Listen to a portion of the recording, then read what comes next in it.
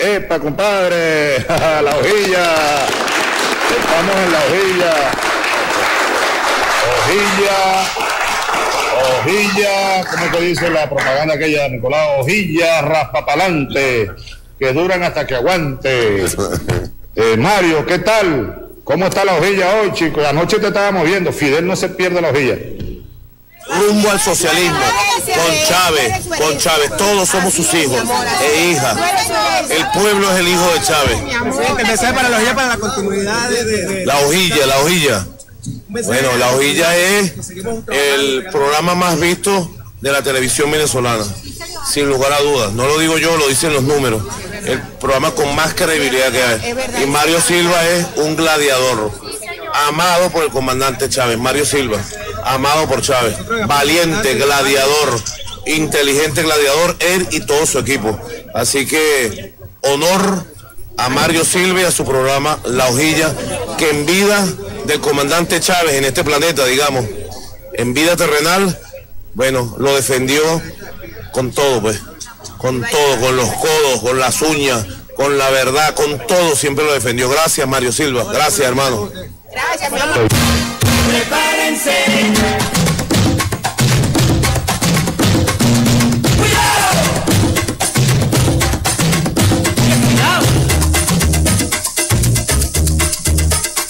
Yo además de cristiano, yo no soy solo cristiano.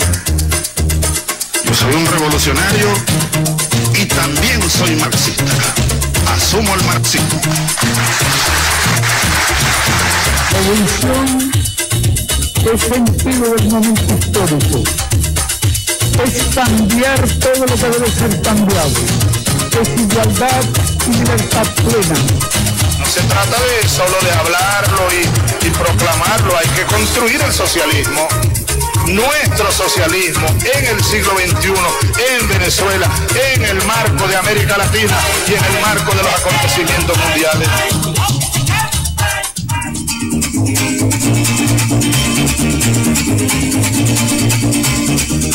El yanqui teme que tú te levantes, América Latina obrera, ¿por qué no lo haces? El yanqui teme a la revolución, el yanqui teme grito, yanqui gojón, yanqui gojón.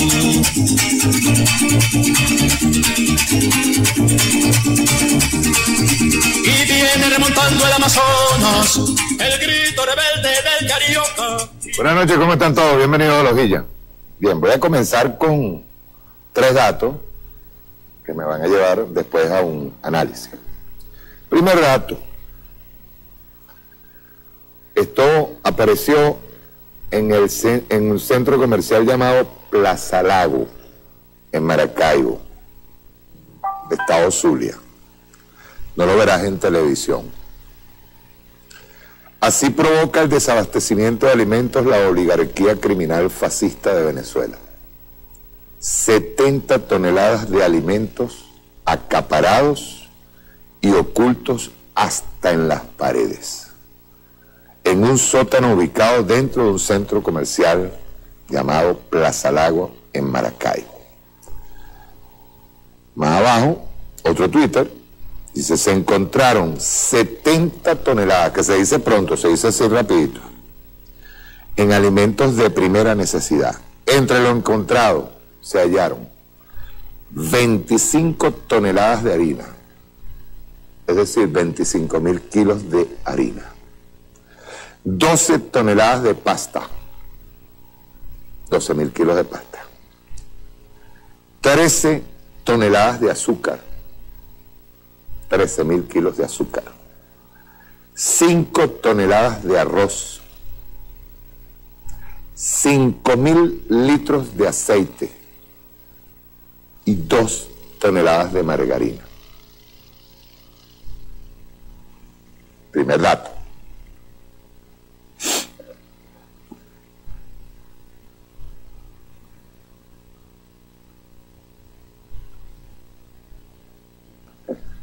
Luego hay un comunicado que emite el canciller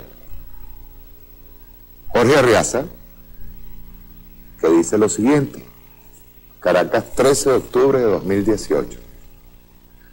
El gobierno de la República Bolivariana de Venezuela denuncia y condena la realización de una insólita reunión sostenida en Bali, al margen del encuentro del Fondo Monetario Internacional, en la que participaron los ministros de finanzas de Alemania, Argentina, Brasil, Canadá, Chile, Colombia, Francia, Guyana, Italia, Japón, México, Panamá, Paraguay y Reino Unido, convocados y dirigidos por el secretario del Tesoro de los Estados Unidos de Norteamérica, con el fin de aumentar la agresión diplomática y financiera en contra del pueblo venezolano. Con este tipo de acciones de abierta conspiración internacional, el gobierno estadounidense continúa dando muestras de su obsesión desmedida e inhumana contra Venezuela, sin reparar en el daño que le ocasiona a la mayoría de la población venezolana, a través del criminal bloqueo financiero al que pretende sumar a otros gobiernos que vergonzosamente se les subordinan. El pueblo y gobierno de la República Bolivariana de Venezuela se mantienen firmes en defensa de su soberanía política e integral y en el desarrollo del plan de recuperación económica, crecimiento y prosperidad, bajo la premisa fundamental que reserva sus recursos naturales para el bien general de los venezolanos y venezolanas, y no para alimentar los sistemas capitalistas neocoloniales, como ocurrió durante décadas antes de la llegada al poder de la Revolución Bolivariana. La élite gobernante de los Estados Unidos y su pequeño grupo de países satélites quedarán aislados en su empeño por destruir la economía venezolana, mientras Venezuela diversifica sus relaciones económicas y financieras con las más importantes potencias consolidadas y emergentes, comprometidas con el beneficio mutuo y la paz, desarrollando mercados alternativos y promoviendo la creación de un orden mundial equilibrado y multipolar. Póngame a punto el video de Ledesma en Puerto Rico. Póngamelo a punto, ya les digo. Por otro lado, estamos hoy a 13, hace unos días, se cumplió un nuevo aniversario, o conmemora un nuevo aniversario del asesinato de Ernesto Che Guevara en La Higuera, en Bolivia. Asesinato que se estuvo celebrando hasta hace muy poco, como 8 de octubre. Y como siempre, el imperialismo norteamericano, que tiende a ocultar cosas, y un señor llamado Félix Rodríguez, que fue su asesino, fue el que asistió de la CIA a La Higuera y ordenó el asesinato de Ernesto Che Guevara, asesinato por un hombre que estaba preso, ya había sido capturado, y le violaron todos sus derechos como reo, como prisionero de guerra, es la cosa. Lo mataron. Igual como se mató a Lumumba, igual como se ha matado muchísima gente en este mundo por órdenes del imperialismo norteamericano. Ahora vamos a escuchar qué es lo que dice el señor Ledesma en una entrevista que le efectúa, o casualidad, la señora Patricia Poleo. Veamos qué dice. Rueda.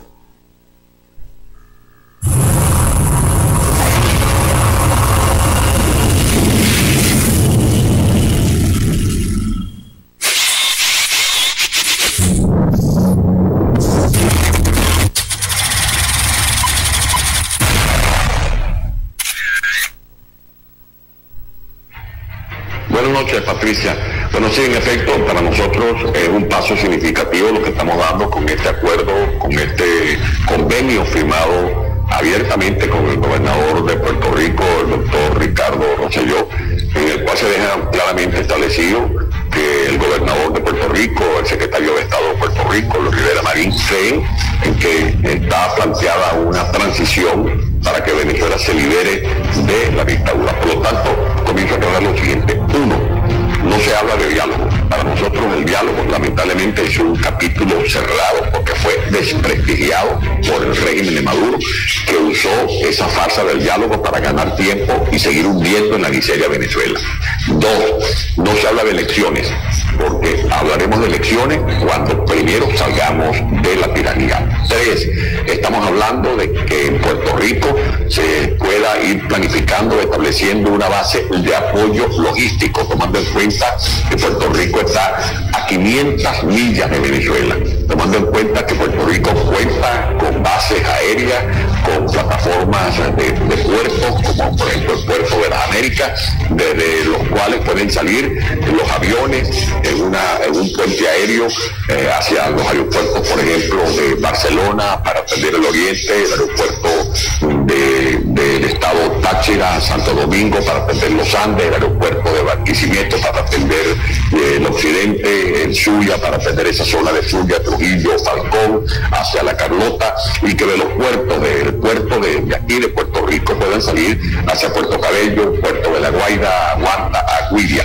Es pensar en el día después, estar preparados para que, como se dice en criollo, no nos agarre la gripe o la gripe sin pañuelo, que estemos ya preparados para atender la emergencia humanitaria que pueda ser Puerto Rico centro de operaciones logísticas, para que esa logística de alimentos, medicinas, repuestos las distribuyan en Venezuela sin ningún tipo de sectarismo político, sin sesgo, como hacen con el carnet de la patria, a través de, por ejemplo, Cáritas, a través de organismos como Fe y Alegría, de la Cruz Roja, organizaciones religiosas, que se puedan habilitar campos deportivos, escuelas, iglesias, la logística del transporte para los alimentos que van a llegar por tierra desde Colombia, desde Brasil, y también este puente aéreo, por eso llamamos el Plan TAN, tierra, aire y mar.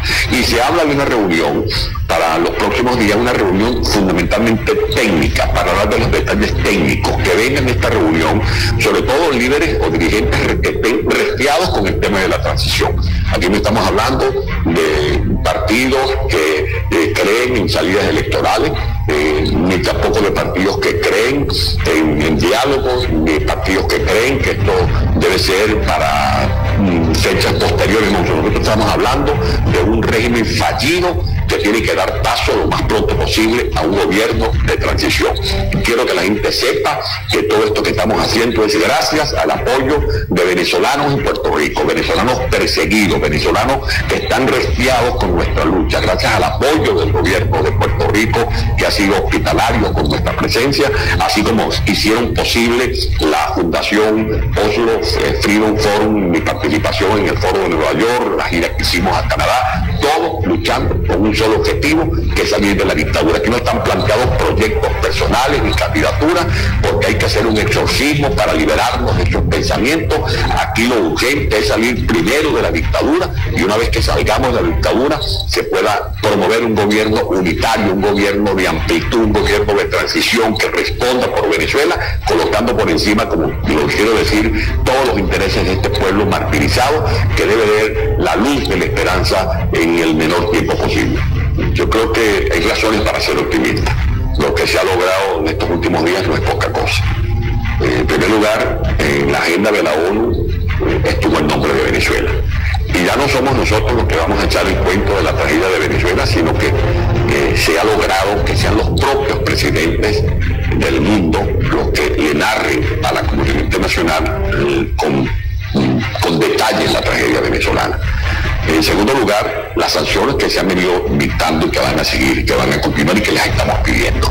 En tercer lugar, el acuerdo de 7 gobiernos, Francia, Canadá, Chile, Argentina, Ecuador, Paraguay y Colombia, que han apoyado apoyado el informe del señor Almagro, del alto comisionado de derechos humanos en la ONU. Que eso va a llevar unos meses, que va a llevar tiempo, sí, pero es necesario, y además eso no colide con el impulso del principio de intervención humanitaria, que tiene como etapa previa el desarrollo del concepto de responsabilidad de proteger.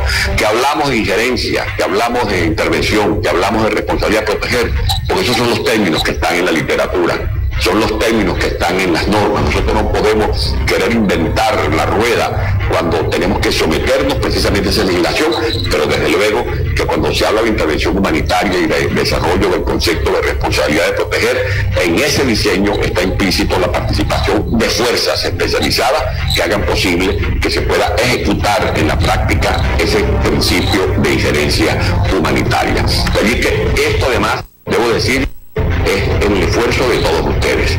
Esto no es un esfuerzo mío ni de nadie en particular. Esto es un homenaje a Franklin Brito, es un homenaje póstumo a las víctimas de la masacre del Junquito, como Oscar Pérez, a los estudiantes asesinados, a los agricultores, empresarios, comerciantes que han sido vejados, a los militares que están presos, como Baruel, como Caguaripano, como Iber Chaparro, como todos esos militares que han sido perseguidos para que los periodistas sigan luchando. Este es un fruto, es una consecuencia de ese exilio que viene dando una pelea por Venezuela desde hace más de 14, de 15 años. Así que Dios bendiga a Venezuela y a seguir luchando con optimismo.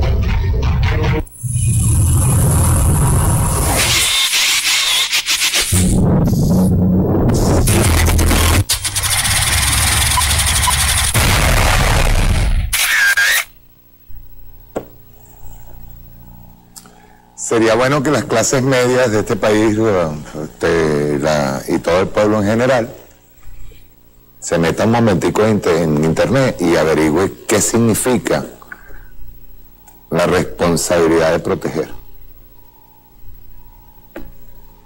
Porque él adorna, Ledesma adorna. Eso, la responsabilidad de proteger significa que, bueno, que son los términos de literatura. El hombre es literato. En términos de literatura significa que son fuerzas especializadas. Ve bien cómo te disfrazan una intervención militar. Lo más terrible de todo es que habla del apoyo del gobierno de Puerto Rico. ¿Y qué es Puerto Rico? Puerto Rico es colonia norteamericana. O sea, ni siquiera... Ve bien cómo van engañando, ¿no? Un engaño permanente. O sea, es el gobierno de Puerto Rico, que esa islita pequeña, que dicho sea de paso, no ha sido atendida ni siquiera por el gobierno norteamericano, se convierte en punta de lanza el Plan Balboa para intervenir a Venezuela. Eso es lo que está explicando Ledesma. Entonces dice que desde esa islita tienen el apoyo suficiente como para intervenir. ¿Qué te digo yo? Como para llegar el día después. El día después llegar a Barquisimeto, a Maiquetía, a Táchira, llegarle a todos los aeropuertos del país, en donde se va a organizar a la gente.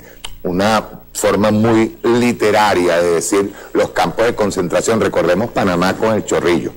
Los campos de concentración donde van a meter gente allí igualito que como metieron gente en el estadio de Santiago de Chile, cuando Pinochet dio el golpe de Estado en contra de Salvador Allende. O sea, se está planteando una transición, ni diálogo ni elecciones. O sea, aquí simple y llanamente nosotros vamos por la muerte, porque parece que a la oposición venezolana le encanta hablar de la muerte. Eso sí, desde Miami, desde España, desde Colombia. Estos son los mismos que empujaron a niños, los empujaron en las guarimbas, los convirtieron en algo así como caballeros templarios, ¿verdad? En búsqueda de esa ansiada libertad que tenga una bandera norteamericana. Intervención. Puerto Rico, centro de operaciones logísticas, por supuesto. Eso ya estaba planteado desde el Plan Balboa. 2008, 2006 ya tenían planteado eso. Parece que es una repetición, aunque habrá que hacer un artículo. Yo le pediría así a Roberto Malaver o a a Roberto Hernández Montoya que hagan así un artículo en donde literariamente se explique cómo es una intervención. O sea, es la responsabilidad de proteger con fuerzas especializadas, que esos son los términos literarios que se utilizan. Para 1 millón de muertos en Irak, para 1 millón de muertos en Libia, para todas las intervenciones norteamericanas. Eso es lo que está diciendo Ledesma. Y le voy a decir algo a los partidarios de la oposición venezolana, que quedan pocos. Les voy a decir algo, ¿no? Las bombas que tiran los avioncitos norteamericanos no distinguen quién es chavista y quién no es chavista. Eso es mentira de que hay bombas solo mata chavistas. Eso es mentira. Por eso es que cuando nosotros vemos cómo se habla tan ligeramente de la muerte, ¿verdad? Diosdado el pasado miércoles utilizó una palabra que se me quedó grabada aquí. El término hipocresía. Son hipócritas. Muy hipócritas. Están tratando, y yo creo que nosotros tenemos una respuesta para eso, ¿no? Pero están tratando de cubrir todos los flancos. Y de verdad, ellos juran y perjuran que tienen a Venezuela rodeadita. Está el caso de Guyana, con Granger, algo así. Tienen en Colombia a Duque, perdón, no es Duque, es Uribe, no de los dos, pero tienen a Uribe. Tienen en Brasil a Temer. Y dicho sea de paso, con posibilidad de ganar el fascista Bolsonaro.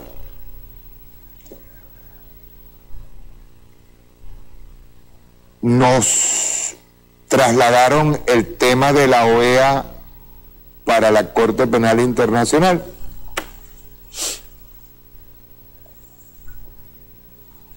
Tienen todos los flancos cubiertos.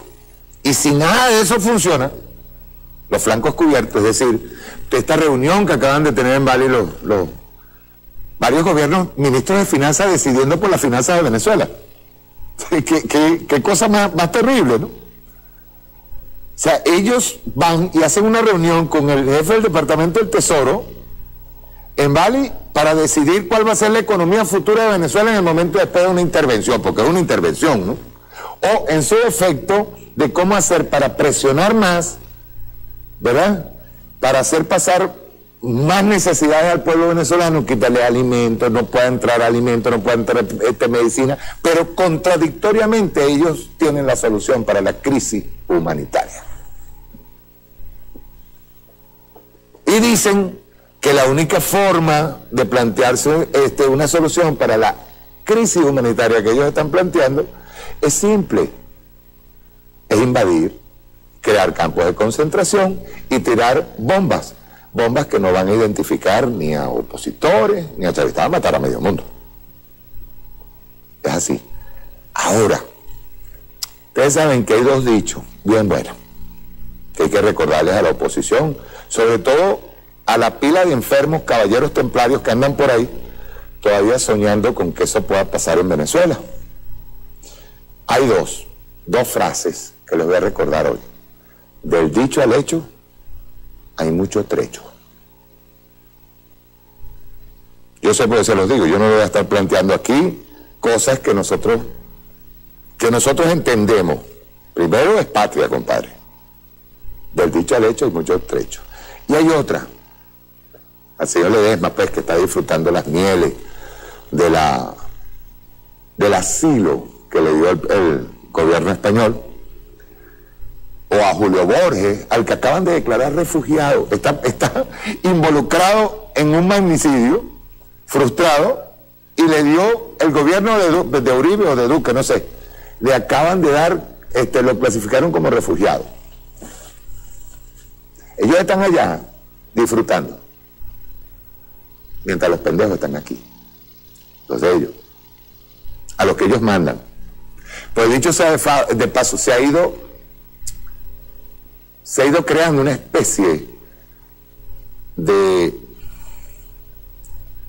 grupos, pequeños grupos, afortunadamente, que están enfermos, locos, Estado revolucionario tendrá que atender en cualquier momento. Porque quien piense de manera criminal, nosotros no tenemos solamente una oposición hipócrita, como dice Diosdado, sino tenemos una oposición criminal, que le importa muy poco si se trata de bombardear a Venezuela, su patria, o la tierra donde nacieron, por lo menos. Yo no sé si es su patria. Y plantearse como héroe a un sujeto que vuela en un helicóptero y tira bombas en el Tribunal Supremo de Justicia, en donde había una escuela, donde estaban saliendo niños, y disparan contra el edificio donde se estaba celebrando el Día del Periodista, donde habían periodistas en la azotea de ese edificio, tildar de héroe. Por eso es que le digo que están creando una casta pequeñita, grupos de gente que está muy, muy enferma. Muy enferma. Les voy a presentar el video donde pongo lo que dijo Diosdado. Pero yo quiero recordar algo que dijo el comandante Chávez también con respecto a la mala utilización de lo que llaman derechos humanos. Y también quiero poner unas declaraciones que dio Alfred de Zayas, que son esclarecedoras de lo que está pasando allá por presión de los Estados Unidos en la Corte Penal Internacional. Vamos a verlo. Rueda.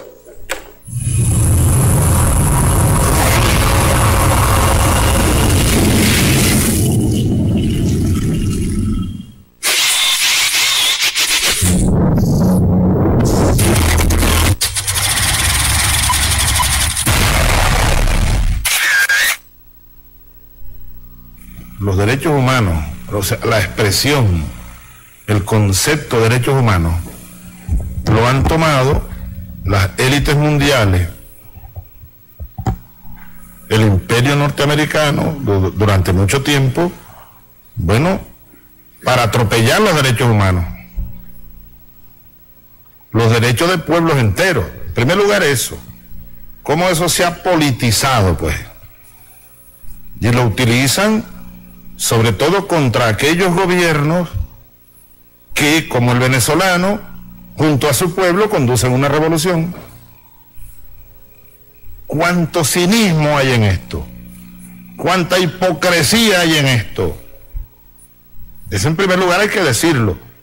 Y no dejarnos que poner a la defensiva con esos ataques permanentes de por allá, de Europa, de Norteamérica, de algunos otros partes del mundo, instituciones,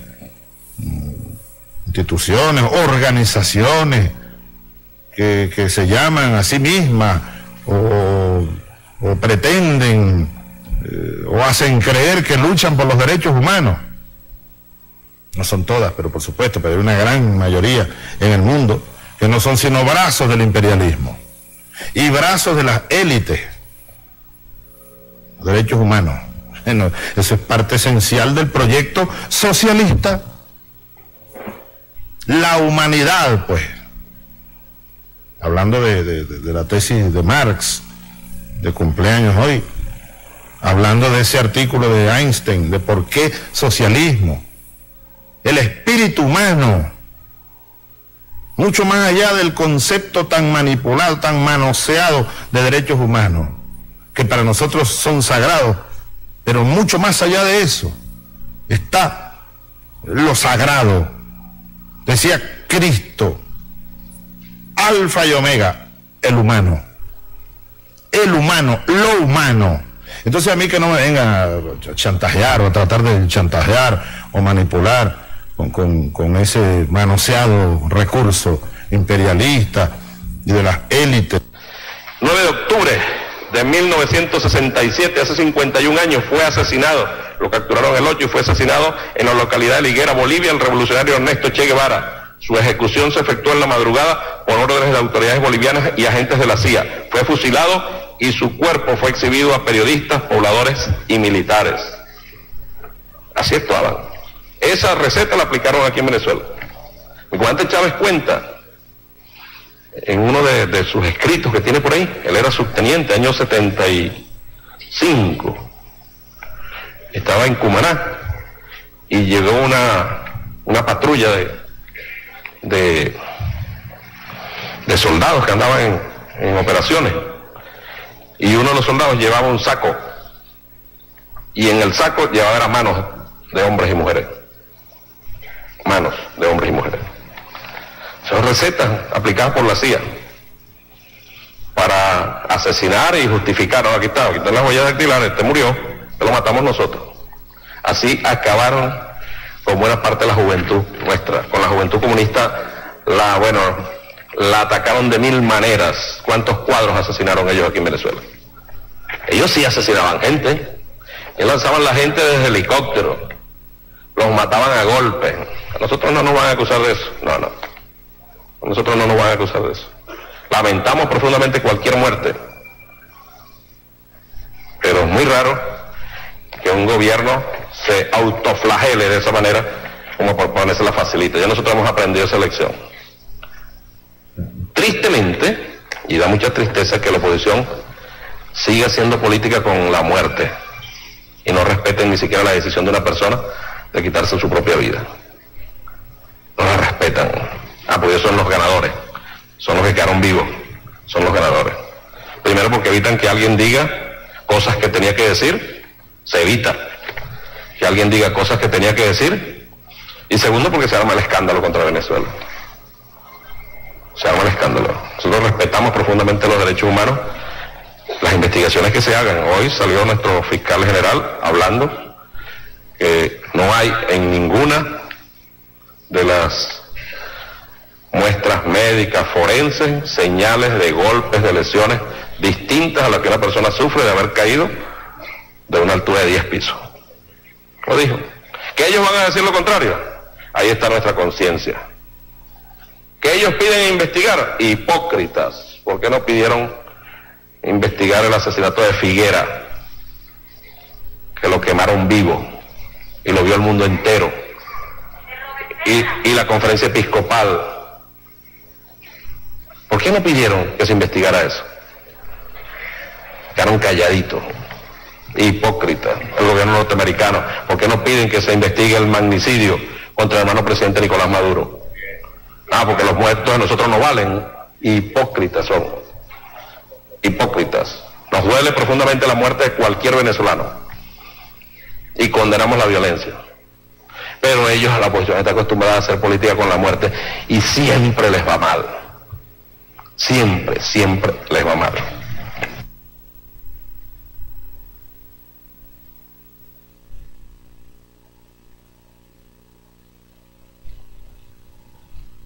En el 2012 yo fui nombrado el primer experto independiente para la promoción de un orden democrático y equitativo. Produje 14 informes, de los cuales 13 son temáticos, y tuve la oportunidad también de realizar una misión a Venezuela y una misión a el Ecuador. Interesante es que la misión a Venezuela es la primera misión realizada por un relator de Naciones Unidas en 21 años. Considero que mi enfoque era un enfoque de realizar progreso, de realizar diálogo y mediación y de formular propuestas constructivas para salir de la crisis. Se habla mucho de una crisis humanitaria, pero yo, habiendo hablado con un grandísimo número de personas, tanto de la oposición como del gobierno, de la sociedad civil, de las iglesias, etcétera, habiendo visitado los comercios, habiendo visitado el mercado, etcétera, me fue más que evidente que la situación en Venezuela, desde luego, hay desabastecimiento, hay problemas de distribución, hay zozobra, pero esto no compara en ninguna manera, en ningún día, con la situación en Gaza o con la situación en Yemen, o la situación en Siria, o la situación en Somalia, la situación en Sudán, la situación en Mali, etcétera, etcétera. Lo que hace falta es cooperación internacional, la solidaridad internacional que se le debe al pueblo venezolano. No es apoyar el gobierno del señor Maduro, es apoyar al pueblo venezolano, lo que requiere que se levanten las sanciones, lo que requiere que se termine con esta guerra económica que ha agravado terriblemente los problemas económicos. Después de haber leído los informes de la Comisión Interamericana de Derechos Humanos, del Alto Comisionado de Derechos Humanos, de Amnesty International, de Human Rights Watch, de Provea y de otros órganos críticos del gobierno, pues yo fui con estas impresiones a Venezuela a hablar con todas las partes y fui el objeto de un asedio personal ad hominem para más o menos decirme: usted no es el relator pertinente, no les interesa lo que usted piense, usted tiene una función y solamente una. Usted va a condenar al gobierno, punto. Si usted no está dispuesto simplemente a condenar al gobierno, pues entonces usted es un vendido. Bueno, ese tipo de narrativo se ha reflejado en ciertas impresiones que yo he recogido de las organizaciones no gubernamentales, y me preocupa ver cómo esta industria de derechos humanos ha surgido, que evidentemente se les ha olvidado cuál es el propósito de los derechos humanos como la base de la reafirmación de la dignidad de todos nosotros, incluso de los relatores. Pero estas organizaciones no gubernamentales, pues, creen que los derechos humanos están ahí simplemente como una arma para atacar a un enemigo político. Es decir, si no me gusta un país, no me gusta un gobierno, pues lo voy a acusar de violaciones de derechos humanos. Y entonces, ¿cuál es la función de un relator? Es de ir a condenar. Es decir, en el momento que el relator quiera comenzar un diálogo de buena fe, quiera una mediación, quiera hacer propuestas constructivas, quiera proponer soluciones, pues eso es no lo que se quiere, porque lo que se quiere es un cambio de régimen. Y es más que claro cuando se ve que hasta se eleva el asunto de las guarimbas, el asunto de las violencias de la primavera del 2017, se eleva ese asunto a la Corte Penal Internacional. Pues yo pudiese pensar que hay no menos de 50 otros jefes de Estado que tendrían mucho más que responder que el señor Maduro ante la Corte en La Haya. Y basta pensar de lo que está pasando hoy en día en Yemen, el genocidio que Arabia Saudita está cometiendo en Yemen, pero hasta ahora no se ha elevado a la Corte Penal Internacional. Eso me preocupa porque también esa Corte Penal Internacional, si tiene credibilidad, tiene que ser neutral, tiene que ser justa. No puede prestarse a una maniobra política. Y eso lo veo yo más y más en el sistema, y hablo como una persona que fue un alto funcionario de la Oficina del Alto Comisionado de Derechos Humanos, secretario del Comité de Derechos Humanos, jefe del Departamento de Peticiones, y como relator por 6 años para el Consejo de Derechos Humanos. Hace falta aquí que uno considere si los derechos humanos no son más importantes que la política, y si no priman sobre el deseo de ciertos estados de imponer su sistema económico en otros.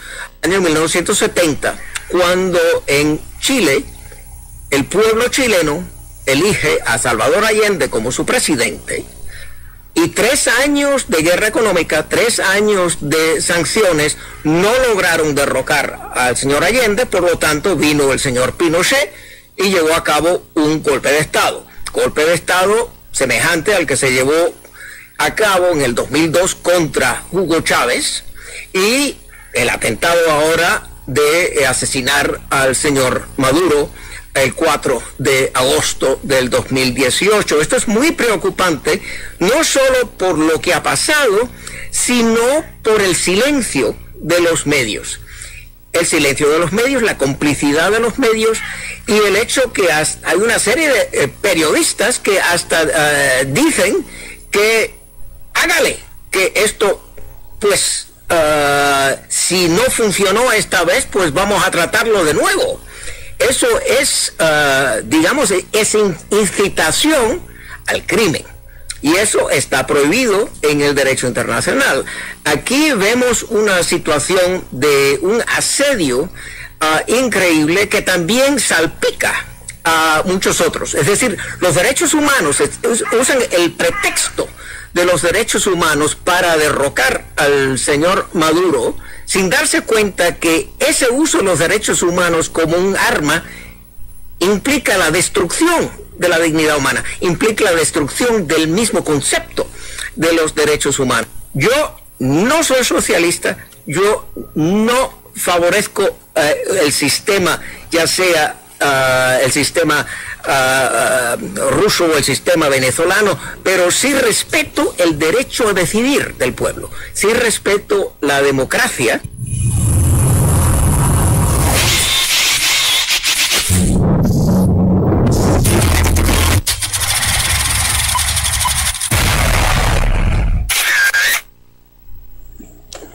Fíjense, yo no voy a plantear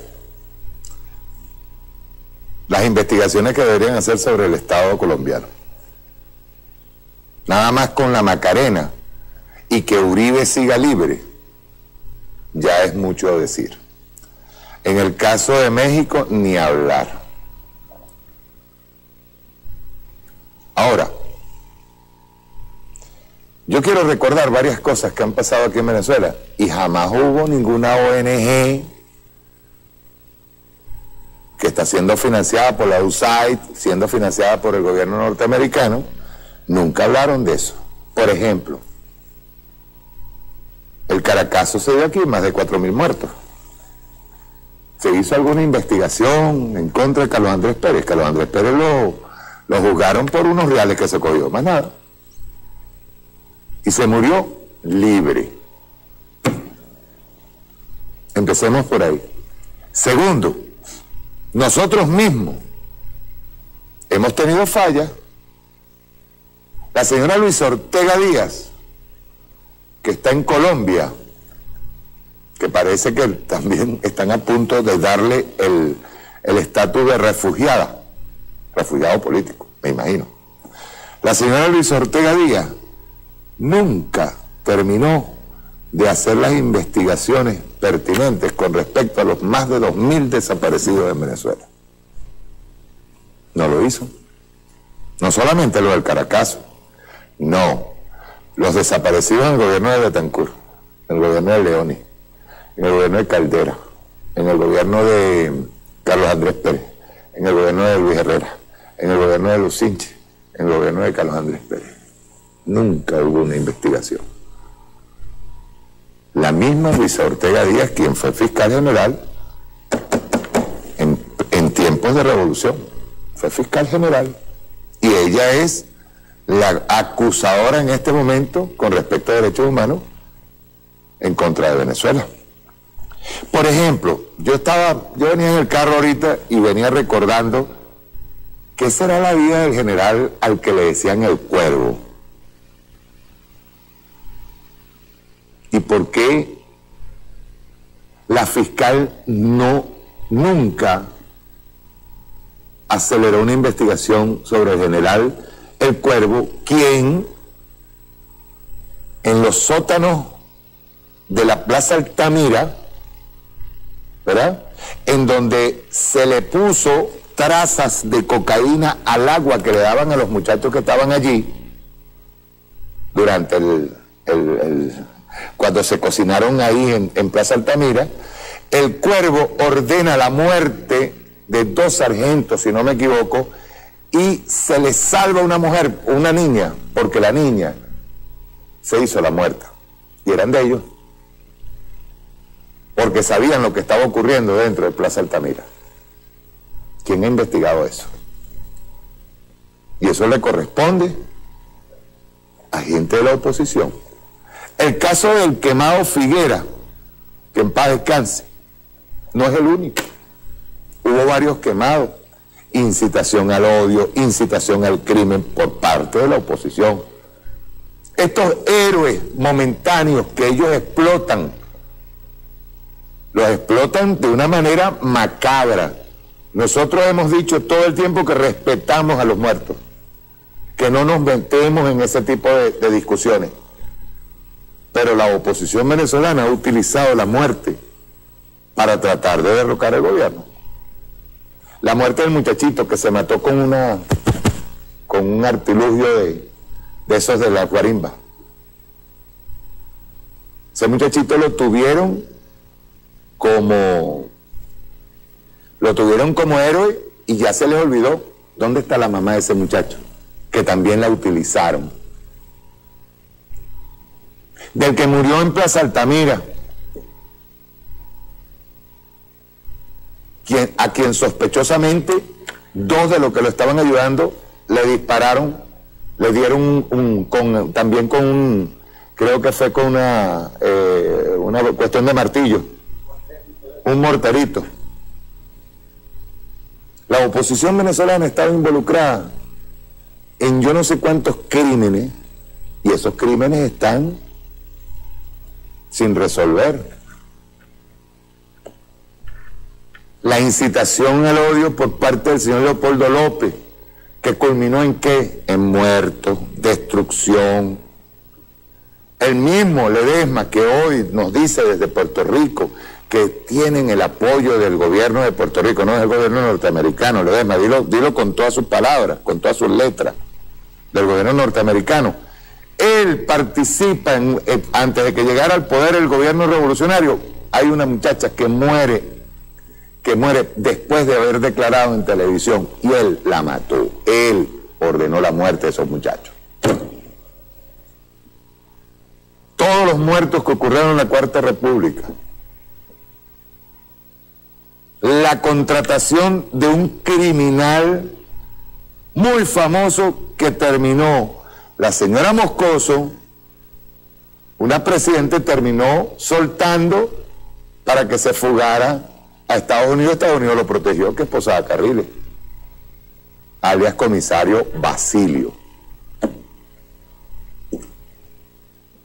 Entonces da asco ese doble rasero en donde sale una María Corina. María Corina no pasa un examen psicológico, no lo pasa, porque hay dentro del alma negra que tienen los dirigentes de la oposición, no les importa lo que pueda pasar con el país, lo que pueda pasar con el pueblo venezolano. Un solo muerto en un bombardeo se convertiría en crímenes de lesa humanidad practicados por la oposición venezolana y avalado por ellos. Un solo muerto en un bombardeo, uno. Y están todos en el exterior, son cobardes y criminales. Yo lo he dicho en más de una oportunidad, si tú estás en contra de un gobierno, tú estás en tu legítimo derecho de irte para el monte, agarrar tu fusil y defender tus ideales, pero mandar a niños, preparar a niños para que se conviertan en las célebres guarimbas, en toda la destrucción que hubo. Francotiradores de la oposición venezolana que actuaron el 11 de abril, que los pusieron a matar de bando y bando para crear las condiciones para que se diera el golpe de Estado mediático, que lo dieron con la participación de un grupo de militares afortunadamente pequeño. Yo lo he dicho toda la vida, Baduel, al que el señor Ledesma lo trata de héroe, Baduel se cagó así mismo como lo oyen. Cuando Baduel vio rodeada toda la brigada de paracaidistas, porque Baduel se iba a pronunciar a favor de Carmona, camaradas.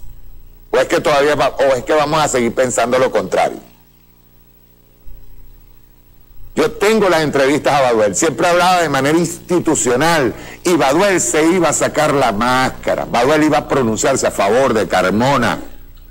Lo que pasa es que se le rodearon de tal manera a la brigada, porque yo estuve ahí, yo vi el gentío que había en la brigada. Rodearon prácticamente la brigada pidiéndole a Baduel que tenía que ayudar para rescatar a Chávez. Y se cagó.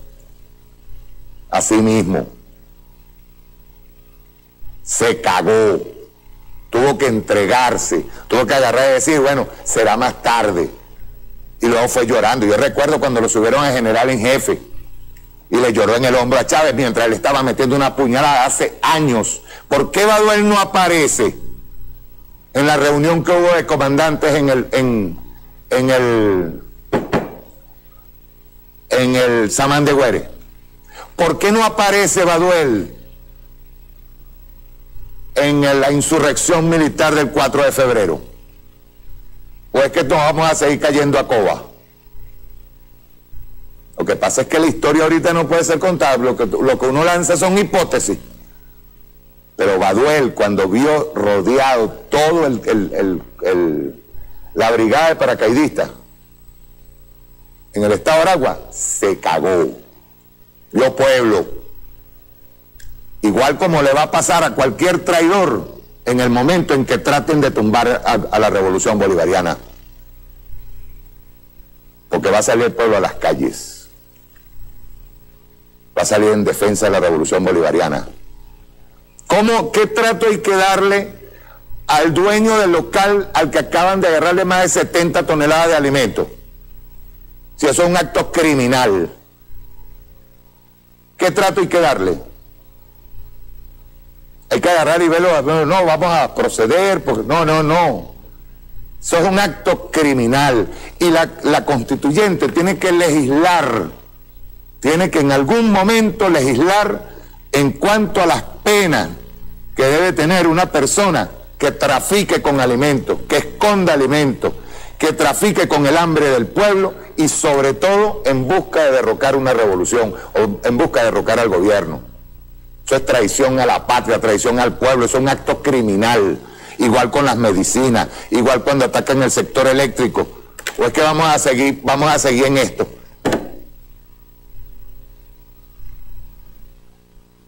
¿Quieren saber lo que pasaba en este país? Para los que creen que esa invasión, posible invasión, va a ser un acto mágico por parte de Estados Unidos y van a salir salvos todos los catiritos. ¿Quieren saber lo que pasaba en este país en la Cuarta República? Yo les voy a poner primero, yo quería traer varios videos, no me ayudó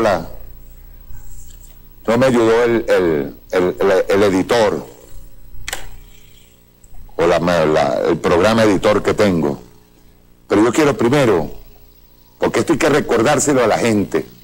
Ustedes no saben lo que pasó a este país después de la traición de 1958 al 59.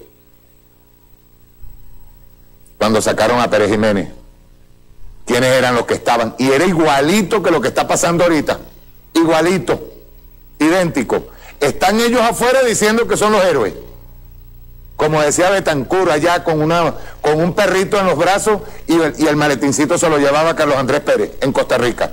Ya había traicionado a la insurrección en Venezuela, ya la había traicionado, como la traicionó Caldera desde su parte más fascista.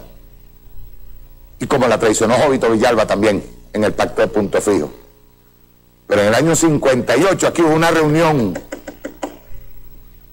con la gente de John Fitzgerald Kennedy para la Alianza para el Progreso, y la idea fue no solamente traición, sino hay que exterminar a todo comunista. Había que exterminarlo, había que sacarlo. Vamos a ver este video. Esto es bueno que lo recuerden, señores. Derechos humanos en los años 60. Si lo tienen listo, me avisan. Y quiero poner los años 60 y luego les voy a poner otro para que sepamos en dónde estamos sentados, para que vean lo que hacían todos estos pajaritos que son herederos de esa Cuarta República. Son los que dicen ahora y hablan de Rómulo Betancourt como el padre de la democracia, o hablan de Raúl Leoni, como que si Raúl Leoni fue el presidente bonachón y fue el más terrible y sanguinario. Con el gobierno de Leoni se inicia aquí la era de los desaparecidos. Y creo que fue Sotorroja, no estoy seguro, quien dijo, no, miento, fue un antropólogo, que agarró y dijo que él está convencido de que los desaparecidos, la figura del desaparecido comenzó en el gobierno de Leoni, aquí en Venezuela, y se extendió hacia países en el Cono Sur. ¿De qué están hablando? ¿De qué hablan cuando salen por ahí? No, porque, y la especulación rampante, la especulación rampante. Mataron a fulano. Ustedes no saben lo que dicen. Bueno, sí saben, pero saben manejarlo. Pero no hay nadie más asesino que lo que fue la Cuarta República y lo que representa la oposición venezolana. ¿Quieren verlo? Rueda.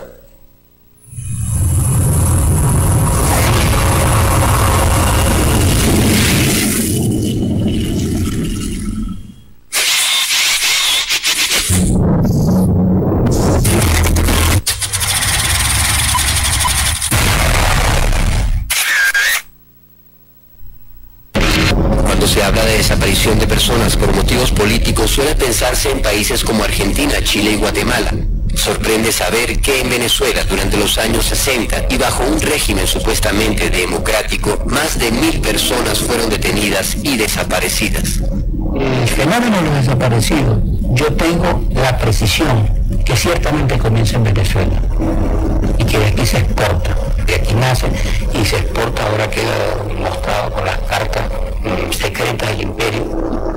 Existen fosas comunes en el estado de Veracruz, existen cementerios clandestinos entre las pistas aterrizadas, así como lo hubo en Bolivia, donde los compañeros bolivianos, argentinos y cubanos rescataron al Che.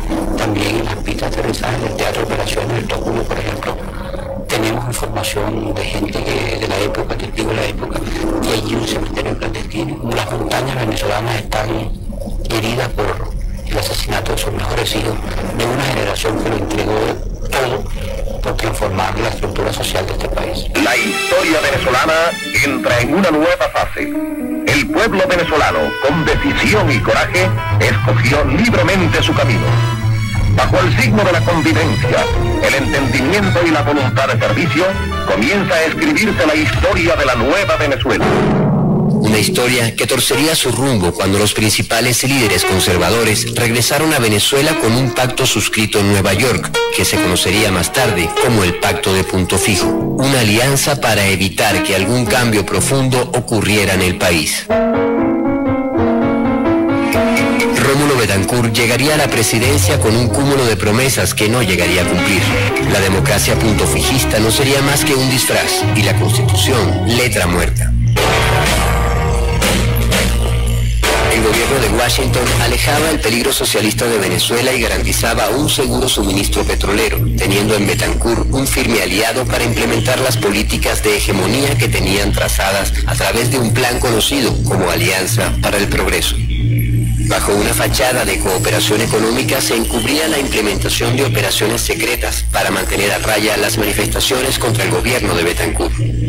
A partir de una reunión entre Kennedy y Betancourt se delinearían las bases de la Alianza para el Progreso y sus acciones en Venezuela. Durante los próximos meses, los oficiales venezolanos y estadounidenses discutirán los planes de asistencia que serán desarrollados por la Agencia Internacional de Desarrollo de los Estados Unidos. Se crearía en Venezuela una sucursal de la USAID, coordinada por el ex embajador Teodoro Moscoso. A través de esta agencia de apariencia humanitaria, trabajarían agentes encubiertos de la CIA en un departamento llamado Oficina de Seguridad Pública. El agente John Longan dejó plasmado en documentos desclasificados años más tarde la verdadera misión que tenían en el país. A partir partir de ese momento me impliqué en montar los planes para las operaciones encubiertas y abiertas. Yo trabajaría con los funcionarios del gobierno e inmediatamente pondría el plan en marcha. Básicamente el plan fue el siguiente: redadas combinadas de policías uniformados en la ciudad. Estas redadas serían coordinadas al más alto nivel de gobierno. La idea de esto era forzar a los comunistas buscados a abandonar sus escondites y caer en manos de la policía. Relaciones con las diversas agencias policiales, de modo que los asesores de Estados Unidos pudieran influir sobre los oficiales policiales del gobierno y darles asesoría operacional diariamente. La capacidad de los asesores de Estados Unidos de influir en las operaciones policiales es, desde mi punto de vista, indispensable. Con la Agencia Central de Inteligencia actuando bajo la fachada de la AID, Betancur organizaría un aparato represivo que desataría una brutal persecución contra el movimiento popular. La Dirección General de Policía, la DIGEPOL, y el Servicio de Inteligencia de las Fuerzas Armadas, el CIFA, serían las encargadas de cumplir dicha labor.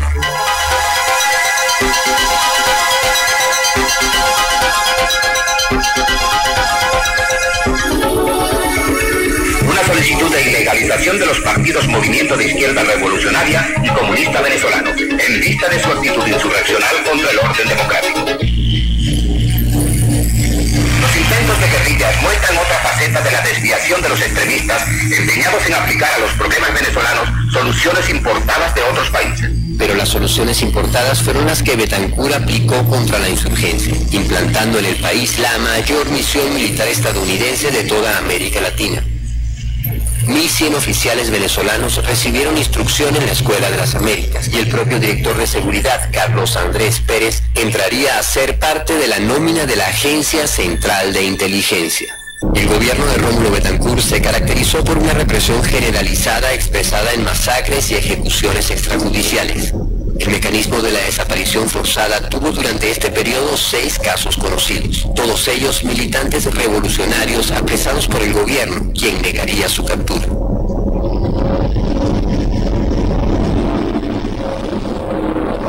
Cuando Betancur termina su periodo presidencial, se inicia el de Raúl Leoni, quien contaría con el aparato represivo de su antecesor para llevar la cifra de desapariciones a más de 1.000 personas. A partir del gobierno de Raúl Leoni, la historia de Venezuela incorporaría en sus páginas cientos y cientos de casos de desapariciones forzadas. Una práctica enseñada por el Pentágono y la Agencia Central de Inteligencia a través de escuelas y manuales.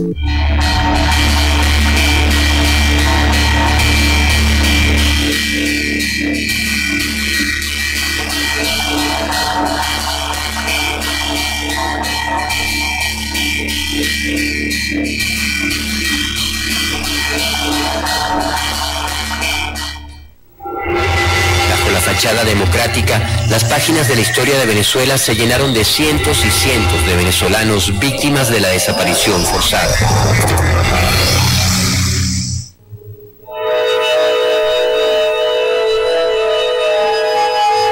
Siete días después de la captura y desaparición de Alberto Lovera, le tocaría la misma suerte a Luis Rafael Tineo Gamboa, dirigente campesino. 3 semanas después, a César Burguillos, maestro de escuela detenido por el CIFA. El mismo día desaparecería en Caracas también el dirigente sindical Donato Carmona. 5 días después de la captura y desaparición de Donato Carmona, es desaparecido Juan Mollejas, director de la Escuela de Bellas Artes. 3 días después desaparecen a Ramón Pasquier. A los 3 meses desaparecen a Juan Ollarves y a su hermano Agustín. El mes siguiente sería desaparecido Víctor Tirado. Continuaría el dirigente sindical Felipe Malaver, detenido junto a Andrés Pasquier. Seguiría Bartolomé Bielma, torturado en un teatro de operaciones, igual que Leonel Petit. Higinio Ortiz sería torturado y desaparecería, igual que el dirigente sindical Juan Francisco Lugo. José Agustín Petit Colina, Elisaúl Morales, Palermo Ordóñez, Julio Molina, Nicolás Hurtado Barrios. A los 3 meses de la detención y desaparición de Nicolás Hurtado Barrios, sería secuestrado en Caracas el estudiante de ingeniería y militante revolucionario Alejandro Tejero. Junto a Alejandro Tejero también serían detenidos los estudiantes Francisco Palma y Eduardo Navarro. al igual que Alejandro, pasarían a llenar la lista de desaparecidos políticos de un régimen que algunos llamaban democrático. Simbolizan también la labor que ha asumido el gobierno constitucional de conducir el país de una dictadura opresiva a una democracia próspera y civilizada. Eso explica el fracaso de todos los movimientos subversivos contra el gobierno. La captura y desaparición de campesinos constituye uno de los crímenes perpetrados con mayor impunidad por la acción de los gobiernos puntofijistas. Aldeas arrasadas, torturas, casos de familias enteras que fueron asesinadas por sospecharse su colaboración con la guerrilla. Historias que en la mayoría de los casos nunca fueron denunciadas. Son pocos los registros existentes sobre violaciones a los derechos humanos en el campo venezolano. La captura de campesinos puede darse por muchas vías. Primero, que llegue un caserío y a través de los soplones, que le pagaban 10 bolívares mensual, ellos van diciendo quiénes son los posibles contactos. O sea, con una red de inteligencia local. Lo llevan al teatro de operaciones, bien sea al cuartel Copahuayco o al comando Urica, y allí lo someten a interrogatorio a punta de coñazo. Sí, una tortura inmensa. Por lo general, los campesinos no los mataban de manera directa, sino que los golpeaban y los entregaban antes de morir. Pero luego morían en su casa reventados. Otros los mandaban hacia la zona de la confrontación, hacia la zona guerrillera, y allí en la zona los mataban, que era lo que normalmente sucedía, y entonces decían que murieron en un enfrentamiento, cuando realmente lo que hicieron fue ejecutarlos. Y otros, no sabemos qué procedimientos se usaron porque desaparecieron. Lo que más se recuerda o más se conoce es que lo lanzaban desde helicópteros. Entre los militares al frente de los teatros de operaciones se encontraban oficiales como Oscar Zamora Colme, preparados y entrenados por el Pentágono en la Escuela de las Américas, lugar donde la enseñanza de técnicas de tortura formaba parte de los cursos de contrainsurgencia y guerra irregular plasmados en el Manual de Interrogatorios CUBAC. Más de 1.100 oficiales venezolanos recibieron instrucción en la Escuela de las Américas durante los años 60. Las enseñanzas de la Agencia Central de Inteligencia y el Pentágono enlutarían las montañas y campos de Venezuela. La América Latina era muy vulnerable a la subversión. Venezuela ha sufrido la subversión. Hubo que combatirla intensamente y logró superarla sin tener que sacrificar la democracia y la libertad. La Constitución de Venezuela, el orden democrático, la libertad, la democracia representativa, principios democráticos, la libertad, la democracia y la libertad. Cuando me agarraron aquí presa y me sacaron de aquí, me llevaron a Yumare, como una semana detenían en Yumare. Agarraban la bicheta corriente, me iban poniendo poquito a poco en el seno, en el piquito de la teta, ahí me la ponían de lado y lado.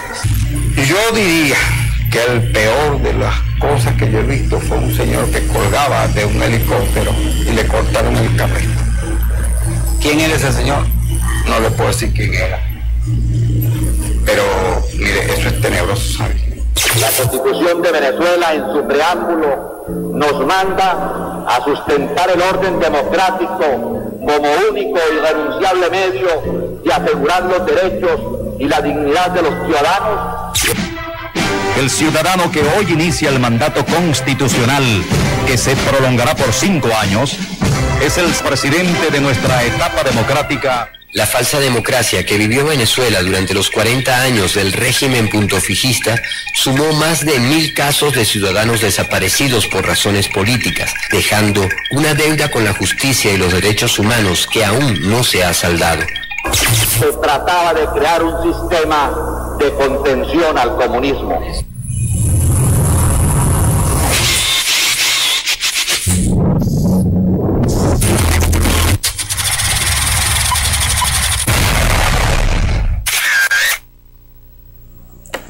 ¿Qué no le perdonan al comandante Chávez?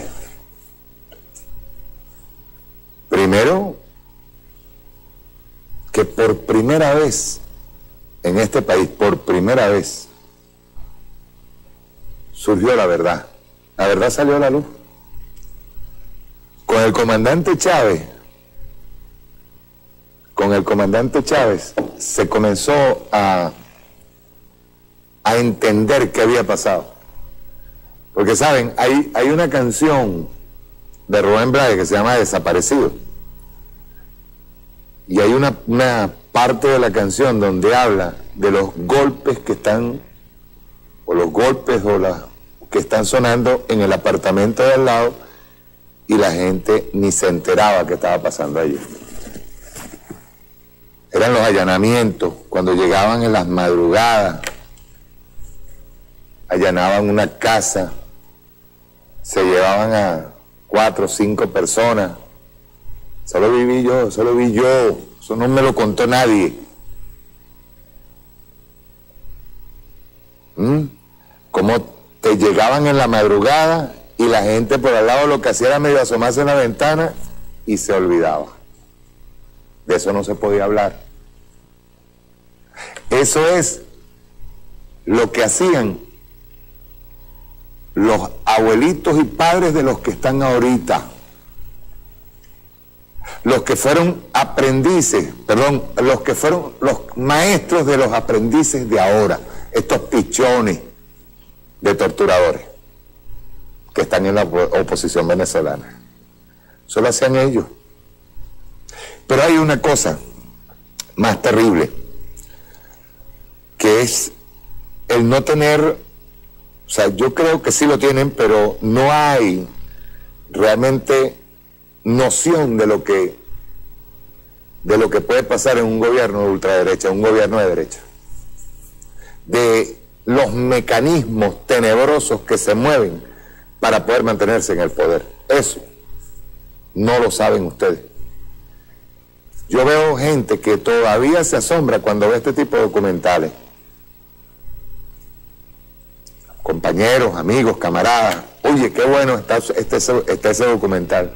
Resulta que esos documentales se han venido haciendo en revolución. ¿Se pasaron alguna vez por BTV? ¿Se pasaron alguna vez? ¿O no se pasaron nunca? Corrieron de DVD en DVD, de una parte a otra, pero no hay conocimiento de este tipo de investigaciones. La CIA en Latinoamérica, CIA en Venezuela, CIA contra la revolución bolivariana, todas esas investigaciones habría que pasarlas en cineforo, por televisión, en cadena, para que veamos de una vez de qué estaba hecha esa Cuarta República, que hoy hay gente todavía que se le ocurre poner en YouTube cuando éramos felices y no lo sabíamos. El Caracazo yo lo vi. Yo estaba llegando a Maracay y de noche había que dormir en el piso, pues se escuchaban las detonaciones, matando gente al que se le ocurriera salir en la madrugada a trabajar. Eso lo viví yo, lo vi. Como hombre de izquierda, lo que pasa es que en este país te persiguieron, te desaparecieron, te torturaron y tú no podías decirlo. Eso es lo que no le perdonan a Chávez. A Chávez no le perdonan muchas cosas. Entre ellas es haber dicho la verdad. Nuestra Fuerza Armada no solamente la pusieron a participar en tiempo de la Cuarta República en la represión, persecución, terror en contra de los campesinos, de aquello que llamaban batallón de cazadores. No solamente los pusieron a participar, sino que a un grupo de oficiales se los llevaron para la Escuela de las Américas para aprender a hacer lo que había que hacer, que era para proteger el status quo o el establishment o el status quo. Para protegerlo había que asesinar a nuestros militares. Y saben ustedes que Entre esos desaparecidos y muertos de la Cuarta República había militares también que no estaban de acuerdo con lo que estaba pasando, porque nuestro militar, el venezolano, nace de las capas bajas. Va por fe, por patria, va a estudiar para ser militar. Y habían militares que en un momento dado se fueron a la montaña igualito a unirse con los guerrilleros. O como en el caso de Chávez, estaban claros de quiénes eran los que estaban cimarrones por allí en la montaña. Muchachos universitarios, campesinos que participaron en el movimiento de liberación, los buscaban, aterrorizaban. Luego, cuando se incorpora Posada Carriles, que fue lo que llamaron el grupo de los cubanos, Posada Carriles llega a Venezuela y enseña a uno que fue incluso jefe de policía de Mendoza, en Miranda, que no se le encuentra ni una foto de él, quien participó en el golpe de Estado el 11 de abril, de paso, y que participó en el golpe de Estado de Allende, entrenándose, Polluelo, jefes de policía que venían de lo que era de IGEPOL, lo que era el CIFA, que pasó luego a ser DICIP y DIM. Y pasó a DICIP porque había que maquillarle la carita a lo que estaban haciendo allí. Entonces, a la gente hay que empezarles a enseñar, por Dios, qué era lo que pasaba en la Cuarta República. A mí nadie me puede venir a hablar de un Betancur como padre de la democracia. Fue traidor, un traidor al pueblo venezolano. La insurrección del año 58 fue traicionada de inmediato porque ya tenían a la persona que venía previamente con el guión desde Costa Rica, porque dicho sea de paso, a Betancur le tenían arrechera en Estados Unidos, por si no sabían, porque pensaban que era comunista. De hecho, él decía que era comunista. ¿Y se convirtió en qué? Se convirtió en herramienta del imperialismo norteamericano para matar a comunistas. Hasta hace poco, hasta digamos, hasta el año 99, 2000, hablar de comunismo era hablar así como que le entraba a uno como grima, o le entraba a mucha gente como grima. El que hablaba de socialismo, eso era grima. Cuando el presidente, comandante Chávez, habló por primera vez de socialismo, mire, tirios y troyanos, brincaron. Más de uno se metió debajo de la mesa. Coño, ¿qué está haciendo el comandante? Está loco, loco. El comandante no estaba loco. El comandante sabía lo que estaba diciendo. Primero declara la revolución antiimperialista porque la agresión era permanente. La agresión no es solamente ahora que la acrecentaron en 4 o 5 años, no. Fue desde el momento en que vieron que el comandante Chávez llegaba al poder, que era inevitable llegar al poder, comenzaron halagándolo, alabándolo, y luego se dieron cuenta que era un enemigo. Sabían que el hombre le salió cimarrón. Eso era lo que estaba pasando aquí. Igual pasa con el presidente Nicolás. ¿Ustedes creen que tantas sanciones? Imagínense ustedes que en este momento llegue Estados Unidos y le dé un premio a Nicolás. Por eso hay que estar orgulloso de los tiempos que estamos pasando, con todos los errores, con todos los problemas que tengamos. Con todos los problemas que tengamos. Y ahora mismo, como el cierre que hubo de la constituyente de la clase obrera, ahora mismo con esas herramientas el movimiento obrero, el movimiento popular tiene que empoderarse. ¿Para qué? Para prepararse. Nosotros, yo lo dije, lo he repetido, nosotros estamos en guerra. Y para prepararnos para la guerra, para enfrentar la guerra, tenemos que tomar medidas de guerra. ¿Hay guerra económica? Respondemos con medidas económicas de guerra. ¿Intervienen? Échenle pues, nosotros no somos muchos. Y les voy a decir algo. Ante una intervención militar multinacional, le llaman ellos, ¿cómo fue el nombre que le puso el sinvergüenza de Ledesma? Ante las fuerzas especializadas, según los términos de literatura que tiene el señor Ledesma, ante esa intervención posible, escenario que uno tiene que tenerlo presente, ahí es donde vamos a saber quién es revolucionario y quién no. Y yo tengo la certeza de que la mayoría del pueblo venezolano va a salir para adelante a proteger a su patria. Tengo esa certeza. Porque el pueblo no es pendejo, el pueblo sabe lo que ha pasado. Les voy a contar algo. Les voy a poner ahorita un videito rapidito, porque no tengo chance. Yo digo que todos estos videos hay que presentarlos, incluso algunos hasta por cadena nacional, para que veamos cómo Posada Carriles, un cubano que participó en el ataque por invasión de Playa Girón, que fue un golpe repelido por las fuerzas revolucionarias de Cuba. El tipo ya venía, tipo experto en explosivos, pero no solamente experto en explosivos, era de la Armada norteamericana y era experto en tortura.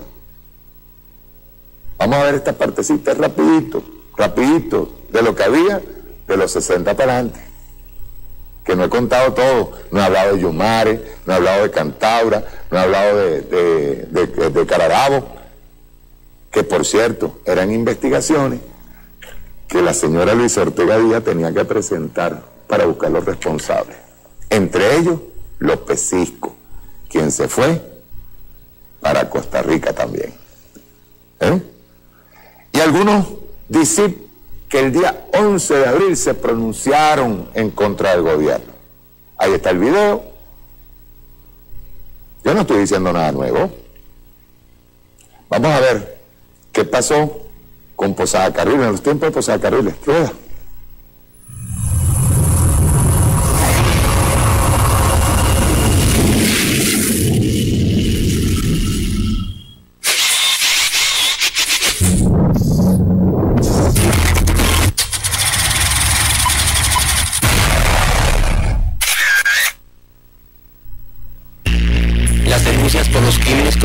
Desde este cuerpo policial llevaron al gobierno a tratar de renovar su imagen. Cambiaron el nombre, pero Posada y sus colegas de la agencia continuarían controlando las operaciones de la policía política, ahora llamada DICIP. Fue cuando cambiaron a mucha gente que era viejo a nuevos cuadros, que eran ya muchachos más jóvenes. Y a ese grupo de muchachos jóvenes lo dirigía Posada Carriles. No era conocido por el país, porque Posada Carriles siempre, como comisario de la DICIP, mantuvo un bajo perfil, como todo individuo que encargaba el trabajo sucio, siempre mantienen un bajo perfil para que no, e incluso no se conocía como Posada Carriles, se conocía como el comisario Basilio. La agencia había encontrado un efectivo método de intervención, un método que le permitía al gobierno del norte controlar los aparatos de inteligencia latinoamericanos a través de sus terroristas, ahora convertidos en policías. Un método que cobraría muchas víctimas en Venezuela. Las siglas de la Policía Política Venezolana fueron sinónimo de muerte, torturas y desapariciones en una época en que las operaciones estaban en manos de cubanos exiliados al servicio de la CIA. Jesús Marrero fue uno de los pocos sobrevivientes de las torturas realizadas por Posada Carriles en los sótanos de la tenebrosa DICIP. En este edificio de Caracas, ahora convertido en viviendas, funcionó la tenebrosa DICIP, policía política en tiempos que Posada Carriles era uno de sus jefes. Por estos pasillos fueron conducidos a una muerte por torturas decenas de venezolanos a manos de agentes como Posada Carriles. Me ponen unos cables en el pene me lo amarran y me ponen otro cable aquí, unos cables.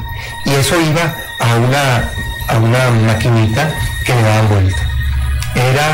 Luego supe que lo que llaman la tortura del teléfono, pues, que es un electromagneto que parece que te estuvieran dando 10.000, 100.000, 1.000.000 de carajazos aquí en el golpe.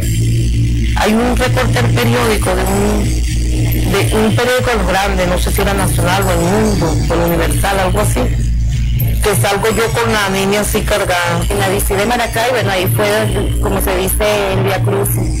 Ahí sí fuimos torturadas. Entonces me llevaron a un baño, tenían una bañera y estaba llena. Y entonces trataban de introducirme la cabeza, pero no lo terminaban de hacer, hasta que por fin, vas a hablar, a mí me sacan a 1 hora para la casa para que reconociera los cadáveres. Iba el hombre ese que le decía el comisario Basilio, iba junto con él. El hombre Yamal, que me está interrogando, le hace como y le hace señas así, que quemara a la niña con el cigarro. Y era el mismo que yo había visto que le habían dicho al comisario Basilio. Entonces empezaron a quemarle las piernas con cigarro a la niña. 20 días así. Me le taparon la respiración así para ahogarla. Le ponían la pistola en la cabeza y le alaban así como el martillo, como lo alaban, emitían ruido ellos con la boca, pues, para que yo pensara, bueno, para asustarme eso. Sí recuerdo varias oportunidades que llamaban al comisario Basilio, un funcionario que no era él, me pregunta, ¿cuántos meses tiene de embarazo? Yo le digo 8. Entonces, ¿qué hacemos con ella, comisario? Le dice, entonces dice, acaba con esa semilla antes de que nazca. Y así, entonces se volteó con el funcionario y me dio una patada en el vientre. Y ahí, bueno, fue donde yo sentí, bueno, que en realidad esa patada fue la que me mató a mí en ese momento. Empecé a sangrar. Y ellos lo que hacían era reírse, más nada. Yo iba caminando, iba sangrando y botando líquido, y ellos lo que hacían era reírse. Me llevaron a un sitio blindado, y en el piso de un carro comenzaron algunos funcionarios a pegarme electricidad. Estos mismos policías que me habían estado torturando, ¿no?, habían hecho gala de la aberración más grande del ser humano, y es que habían matado a Jorge Rodríguez a tortura. Jorge Rodríguez era un joven revolucionario venezolano, dirigente del grupo político Liga Socialista. El 23 de julio de 1976 fue secuestrado en las calles de Caracas. Su detención fue el resultado de la operación implementada por la CIA y sus agentes de la DICIT a raíz de la captura del agente Nijawi. Me encontraba anoche en mi despacho preparando esta rueda de prensa cuando recibí la noticia, la horrible noticia de que estaba muerto en su calabozo de la disciplina, Jorge Rodríguez, y que aparentemente de muerte repentina. Muerte natural, muerte repentina. Y sabían que estaban en un lío ante toda la sociedad, por cuanto el ministro Octavio Lepage había dicho que Jorge había muerto de un infarto, y los médicos en Bellomonte señalaron que no, que el tipo había muerto destrozado a golpe. Los derechos humanos, o sea, la expresión, el concepto de derechos humanos, lo han tomado las élites mundiales, el imperio norteamericano durante mucho tiempo, bueno, para atropellar los derechos humanos, los derechos de pueblos enteros. En primer lugar eso, cómo eso se ha politizado, pues, y lo utilizan sobre todo contra aquellos gobiernos que, como el venezolano, junto a su pueblo conducen una revolución. ¿Cuánto cinismo hay en esto? ¿Cuánta hipocresía hay en esto? Eso en primer lugar hay que decirlo, y no dejarnos que poner a la defensiva con esos ataques permanentes de por allá, de Europa, de Norteamérica, de algunos otros partes del mundo, instituciones instituciones, organizaciones que se llaman a sí mismas o pretenden o hacen creer que luchan por los derechos humanos.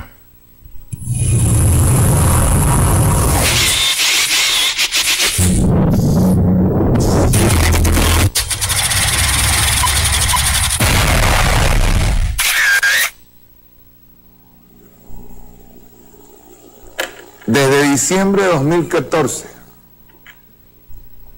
cuando el Congreso de Estados Unidos aprueba la ley 113.278, que es Ley Pública de Defensa de los Derechos Humanos y la Sociedad Civil en Venezuela, ese instrumento dicta la línea de acción para la política de gobierno de Estados Unidos contra Venezuela, avalado e impulsado por Julio Borges, por todos estos que están ahorita en el exterior, por el mismo Ledesma, todos estos que están allí. El 8/3/2015, Estados Unidos dicta la orden ejecutiva 13692, el decreto Obama. Recordemos que ahí nos decretaron como una amenaza inusual y extraordinaria a la seguridad nacional y política exterior de Estados Unidos. Por eso, una de las cosas que no le perdonan a Chávez, no le perdonan a la Revolución Bolivariana, no le perdonan a Nicolás Maduro, es que nosotros estemos en defensa de los recursos naturales, hídricos del país. Las riquezas, que son del pueblo. El 3/3/2016, hagamos ahí un recuento rapidito, cosas por las que tiene que responder el gobierno norteamericano y quienes estén involucrados en el ataque contra Venezuela, en la Corte Penal Internacional. La administración estadounidense renueva por un año la orden ejecutiva. Julio de 2017, bloqueo de acceso a medicina. Se niega, el Citibank se niega a recibir fondos venezolanos para importación de 300.000 dosis de insulina. Y ellos hablan de una crisis humanitaria. Vamos a ver quién la provocó, pues. Abril 2016, instituciones del gobierno venezolano comienzan a recibir de las entidades financieras en el exterior notificaciones sobre restricciones aplicadas a cuentas venezolanas para realización de pagos en dólares. Mayo 2016, el banco Commerzbank, Alemania, cierra las cuentas mantenidas por varias instituciones, bancos públicos venezolanos y a PDVSA. Julio de 2016, el banco estadounidense Citibank cesa unilateralmente el servicio de cuentas de corresponsalía en moneda extranjera de instituciones venezolanas en Estados Unidos, entre ellas la del Banco Central de Venezuela. Julio de 2016, índice de riesgo país, ENVI, creado por el banco JP Morgan, coloca a Venezuela con el riesgo país más alto del mundo. Agosto de 2016, el cierre de cuentas de corresponsalía merma la capacidad de Venezuela de realizar operaciones en divisas estadounidenses y obliga a la República a migrar las operaciones de transferencia y manejo de fondos en otras monedas. Agosto de 2016, Novo Banco Portugal informa la imposibilidad de realizar operaciones en dólares con bancos venezolanos por presiones ejercidas por bancos corresponsales de esta institución. Septiembre de 2016, el gobierno de Venezuela realiza una oferta para canjear 7.100 millones de dólares en bonos de PDVSA con el fin de aliviar el cronograma de amortización y refinanciar parcialmente sus obligaciones. Las tres grandes calificadoras de riesgo estadounidenses atemorizan a los inversionistas con declarar default si acceden a la propuesta venezolana. Noviembre de 2016, el banco JP Morgan emite una falsa alerta de default sobre un supuesto impago de deuda de PDVSA de 404 millones de dólares. Pero un momentico. Noviembre de 2016, la petrolera estadounidense ConocoPhillips demanda a PDVSA ante una corte en Delaware, Estados Unidos, por una operación de canje de bonos. El objetivo de este recurso legal consistía en atemorizar a los participantes y con ello hacer fracasar la operación. Diciembre de 2016, la empresa Crane Currency, proveedora de billetes del Departamento del Tesoro y contratada por el Estado venezolano para imprimir las piezas del cono monetario, retarda el envío de los nuevos billetes para generar zozobra y caos en la población. El 10 de febrero de 2017, senador Marco Rubio presenta en el Senado estadounidense un montaje mediático, fake news de la cadena CNN International, que afirma que Venezuela apoya a terroristas y narcotraficantes con pasaportes. Acusa al vicepresidente de Venezuela de dirigir una supuesta red de terrorismo y drogas. 13/2 de 2017, el Departamento del Tesoro, a través de la Oficina para el Control de Activos de Estados Unidos, incluye al vicepresidente ejecutivo de Venezuela en una lista de personas sancionadas por narcotráfico. El documento de la OFAC no presenta pruebas de la acusación. 19/5/2017, el gobierno de Estados Unidos anuncia un conjunto de sanciones a través del Departamento del Tesoro contra 8 magistrados del Tribunal Supremo de Justicia. Julio 2017, la empresa Delaware Trust, agente de pago de los bonos de PDVSA, informa que su banco corresponsal, PNC Bank, en Estados Unidos, se niega a recibir fondos provenientes de la petrolera venezolana. 28/7/2017, Donald Trump impone sanciones a 13 altos funcionarios del gobierno de Venezuela en un intento por frenar las elecciones de la Asamblea Nacional Constituyente. Ya que estamos. Octubre de 2017, Venezuela aprueba recursos para vacunas y medicamentos a través del Fondo Rotatorio Estratégico de la OPS. El bloqueo de Estados Unidos imposibilita a Venezuela para depositar en el banco suizo UBS. Ello produce un retraso de 4 meses en la adquisición de vacunas, alterando los esquemas de vacunación del país. Y hablan de crisis humanitaria. 31/7/2017, el Departamento del Tesoro, a través de la Oficina para el Control de Activos Extranjeros, dicta sanciones contra grupos de funcionarios venezolanos, incluyendo al presidente Nicolás Maduro. Un día después de la celebración de la elección de la Asamblea Nacional Constituyente, se acusa al presidente de establecer una dictadura. Agosto de 2017, el banco suizo Credit Suisse prohíbe a sus clientes realizar operaciones financieras con Venezuela. 21/8/2017, el Bank of China, BOC Panamá, informa que debido a instrucciones del Departamento del Tesoro de Estados Unidos y a presión del gobierno panameño, no podrá realizar ninguna operación en divisa a favor de Venezuela. 22/8/2017, bancos rusos informan la imposibilidad de hacer transacciones a bancos venezolanos por la restricción impuesta por bancos corresponsales en Estados Unidos y Europa a operaciones de Venezuela. 23/8/2017, el corresponsal del banco BDC Shandong, alegando razones administrativas, paraliza una transacción por $200 millones hacia Venezuela, a pesar de que los fondos habían sido girados por la República Popular de China. 24/8/2017, Donald Trump emite la orden ejecutiva 13808, titulada Imposición de sanciones con respecto a la situación en Venezuela. En esta orden prohíbe un conjunto de transacciones que involucran al gobierno venezolano, incluyendo a PDVSA. Agosto de 2017, por presiones del Departamento del Tesoro de Estados Unidos, la empresa Euroclear, encargada de la custodia de una parte de los bonos soberanos de Venezuela, congela operaciones de liquidación de títulos, alegando razones de revisión. A la fecha, Euroclear mantiene retenido más de $1.200 millones, sin posibilidad de movilización, afectando seriamente la disponibilidad financiera de la República. Noviembre de 2017, Venezuela realiza pago para adquisición de tratamiento antimalárico, primaquina y cloroquina, solicitado al laboratorio BSN Medical en Colombia. Colombia bloquea el despacho. Noviembre de 2017, las transnacionales farmacéuticas Baster, Abbott y Pfizer se niegan a emitir certificados de exportación de medicamentos oncológicos para el cáncer, camaradas, imposibilitando la posibilidad de compra por parte de Venezuela. 5/9/2017, Canadá y Estados Unidos anuncian una alianza para adoptar medidas económicas contra Venezuela y contra personas que contribuyan activamente a la situación actual en Venezuela. 8/9/2017, el Departamento del Tesoro de Estados Unidos sanciona a 8 miembros electos de la Asamblea Nacional Constituyente. Septiembre de 2017, producto de las sanciones de la administración Trump emitidas en agosto, Citgo Petroleum, empresa estatal venezolana, comienza a tener problemas para adquirir crudo a su refinería y mantener sus operaciones estables. Desde 2015, un total de $2.500 millones en dividendos ha entregado Citgo Petroleum a Venezuela, cifra que en la actualidad se ve comprometida por el bloqueo financiero. Septiembre de 2017, el Departamento del Tesoro, a través de su red de control de crímenes financieros, FinCEN, emite una alerta denominada Banderas Rojas, que impone un sistema de vigilancia y control a las transacciones financieras de Venezuela para impedir el pago de alimentos y medicinas, aludiendo a razones de corrupción. Septiembre de 2017, un cargamento de 300.000 dosis de insulina pagadas por el Estado venezolano no llegan al país porque el banco Citibank boicoteó la compra. Septiembre de 2017, el desembarco de 18 millones de cajas de alimentos subsidiarias del programa CLAP es interrumpido por trabas impuestas por el sistema financiero estadounidense. 22/9/2017, el gobierno canadiense anuncia sanciones unilaterales contra 40 funcionarios venezolanos. Las sanciones se promulgan en virtud de la Ley de Medidas Económicas Especiales del 4 de junio de 1992, que permite implementar la decisión de la asociación formada entre Canadá y Estados Unidos.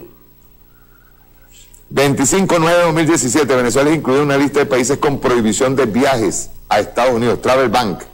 La prohibición aplica solo a funcionarios del gobierno venezolano. 28/9/2017, Estados Unidos aprueba proyecto de ley que ordena al Departamento de Estado trabajar con organizaciones no gubernamentales privadas para enviar ayuda humanitaria. ¿Va bien? Tranca alimentos, tranca medicina, pero vamos a ayudar a las organizaciones no gubernamentales. 11/10/2017, la empresa refinadora PBF Energy, quinto mayor importador estadounidense de crudo venezolano, suspende sus compras directas a PDVSA. 18/10/2017, Canadá aprueba el proyecto de la ley S-226. Esta ley autoriza a Canadá a imponer restricciones en materia de las transacciones de bienes y a congelar los activos de funcionarios extranjeros acusados de violación de derechos humanos y corrupción. Lo que ellos dicen. 20/10/2017, la petrolera estadounidense New Star Energy prohíbe a PDVSA el uso de un terminal de almacenamiento en el Caribe. Octubre de 2017, el banco Deutsche Bank informa al Banco Citibank de la República Popular China el cierre de su cuenta de corresponsalía por procesar pagos de PDVSA, en una clara demostración de presión a los bancos internacionales que mantienen operaciones con Venezuela. Mayo 2018, bloquean a Venezuela el pago de $9 millones destinados a la adquisición de insumos para diálisis en el tratamiento de 15.000 pacientes de hemodiálisis, el cual Venezuela garantiza de manera gratuita. 3/11/2017, Canadá aplica la nueva ley sobre la justicia para las víctimas de funcionarios extranjeros corruptos y ordena sanciones directas contra un grupo de ciudadanos extranjeros pertenecientes a Rusia, Sudán y Venezuela. 19 funcionarios. 9/11/2017, Estados Unidos sanciona al grupo de funcionarios venezolanos por socavar la democracia, censurar la prensa y administrar los corruptos programas gubernamentales de suministro de alimentos. Pese a la retórica humanitaria, estas medidas buscan inhabilitar a funcionarios que administran los programas de provisión de alimentos, impidiéndole firmar acuerdos comerciales. 13/11/2017, la Unión Europea prohíbe la venta de armamento y equipos de seguridad a Venezuela y aplica restricción de viaje y congelación de fondos a grupos de funcionarios. 15/11/2017, el banco Deutsche Bank, principal corresponsal del Banco Central de Venezuela, cierra definitivamente las cuentas de corresponsalía a esta institución, poniendo en peligro el flujo de las operaciones de la República. Noviembre de 2017, un total de 23 operaciones financieras de Venezuela destinadas a la compra de alimentos, insumos básicos y medicamentos por $39 millones son devueltas por bancos internacionales. Noviembre de 2017, la calificadora de riesgo Standard & Poor's declara a Venezuela en default selectivo, manipulando técnicamente un proceso de pago que no había sido registrado a tiempo. Noviembre de 2017, la gestora de bonos estadounidense Wilmington Trust acusa a la empresa eléctrica estatal Corpoelec de no cancelar intereses de deuda por el orden de $27 millones, justo cuando el país vive un bloqueo total, o sea, no podíamos pagar porque los bancos no aceptan los pagos. 8/12/2017, Estados Unidos aprueba ley a favor de la distribución de la ayuda humanitaria en Venezuela. Por cierto, eso es real, le está cayendo a Julio Borges y a todo esto. 22/12/2017, debido a las sanciones estadounidenses, son bloqueados pagos venezolanos del servicio de cabotaje para el transporte de combustible, lo que origina escasez de combustible en varios estados. Diciembre de 2017, un total de 19 cuentas bancarias de Venezuela en el extranjero son cerradas arbitrariamente por bancos estadounidenses, impidiendo el pago a los acreedores. Diciembre de 2017, entre los meses de noviembre y diciembre son retenidos en el extranjero 471.000 cauchos para vehículos comprados en el exterior debido al bloqueo financiero. 5 de enero de 2018, el Departamento del Tesoro, Oficina para el Control de Activos en el Extranjero, FAC, sanciona a un grupo de funcionarios venezolanos. 9 de enero 2018, el Departamento de Estado, al abordar la efectividad de las medidas coercitivas unilaterales, afirma: la campaña de presión contra Venezuela está funcionando. Las sanciones financieras que hemos impuesto han obligado al gobierno a comenzar a caer en default, tanto en la deuda soberana como en la deuda PDVSA. Son cínicos. O sea, te cierran todas las vías de pago y te dicen que caíste en default. Enero 2018, el entonces jefe de la CIA, Mike Pompeo, afirma en una conferencia en el Instituto Americano de Empresas que el conjunto de sanciones financieras contra Venezuela habían sido coordinadas por la CIA directamente por el presidente Trump. Enero 2018, un total de 11 bonos de deuda venezolana de PDVSA por valor de $1.241 millones no pueden ser cancelados a sus acreedores por el obstáculo de las sanciones. 22/1/2018, la Unión Europea sanciona a 7 altos funcionarios venezolanos, incluyendo a la presidenta del organismo electoral CNE.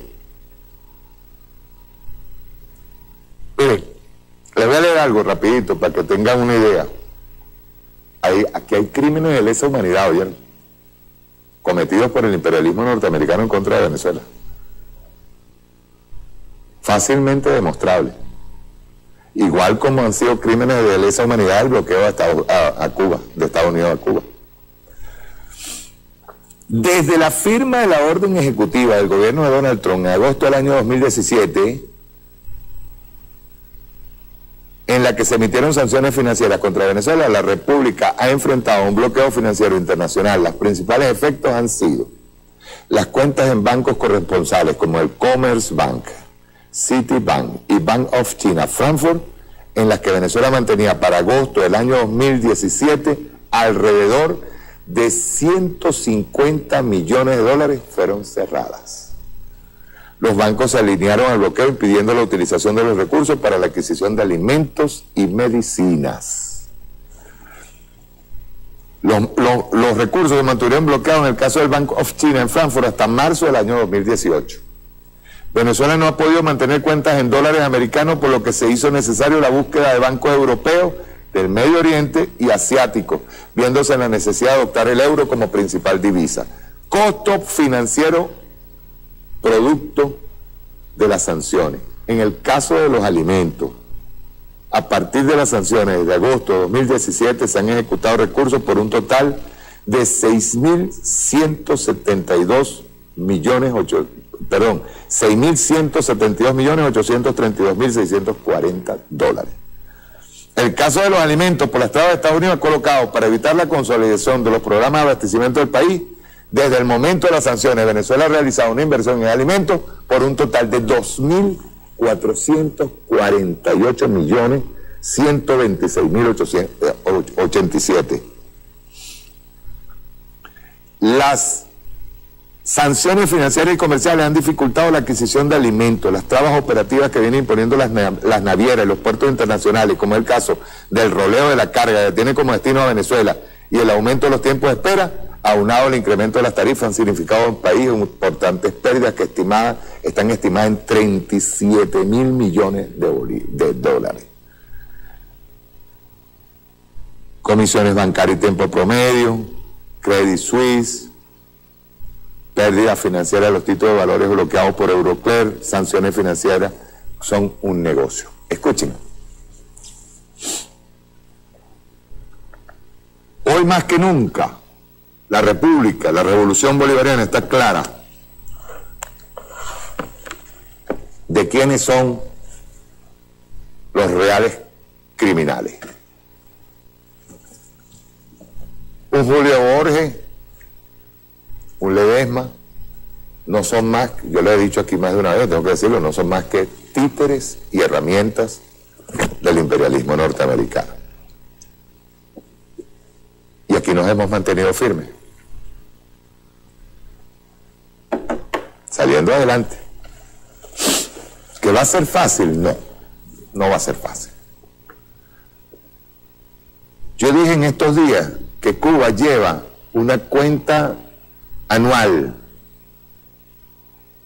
de todo lo que ha perdido la República de Cuba por el bloqueo de los Estados Unidos. Igual nosotros tenemos que mantenerla. Y ahí está Cuba, Se están abriendo nuevos mercados, China, Rusia, Irán, nuevos mercados alternativos, y son mercados poderosos en donde el imperialismo norteamericano no tiene ningún tipo de influencia. Y eso los tiene mal. ¿Quieren hablar de derechos humanos? ¿Quieren hablar de asesinatos, como dicen ustedes? Lo que se está cometiendo contra Venezuela, contra el país donde ustedes nacieron, porque ustedes no son venezolanos, ustedes de vaina nacieron aquí, pero lo que se está cometiendo contra Venezuela es un crimen. No es un videíto en donde salgan ustedes diciendo lo criminales que somos, narcoestado, imagínate, desde Colombia, diciendo que narcoestado. Colombia, el mayor productor de coca y cocaína en el mundo,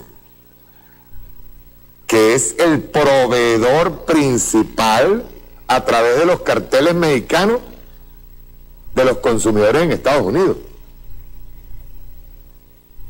Nos han acusado de todo y la revolución ha estado aquí. Aquí. Tiene razón Diosdado, tiene razón Nicolás cuando habla de unidad. Unidad. Nosotros sí tenemos fallas que resolver.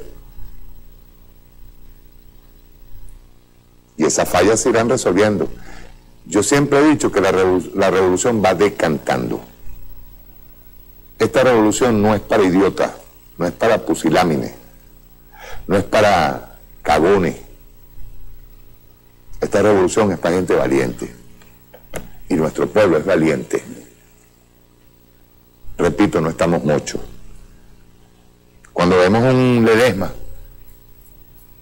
parafraseando frases literarias, ocultando lo que es una intervención militar, solamente le decimos es porque no viene, porque no te incorporas a una lucha guerrillera aquí, no importa, monta tu propio, ¿cómo es? Tu propia fuerza guerrillera en una de las montañas aquí, cosa que hicieron nuestros muchachos en los 60, 70. Yo no he hablado del caso de Yumare, del caso de Cantaura, del caso de Caralabo, que habrá tiempo para hablar. Pero cuando ustedes hablen de muertos, vean para atrás, vean lo que hay ahí atrás. No crean que esa propaganda es fácil.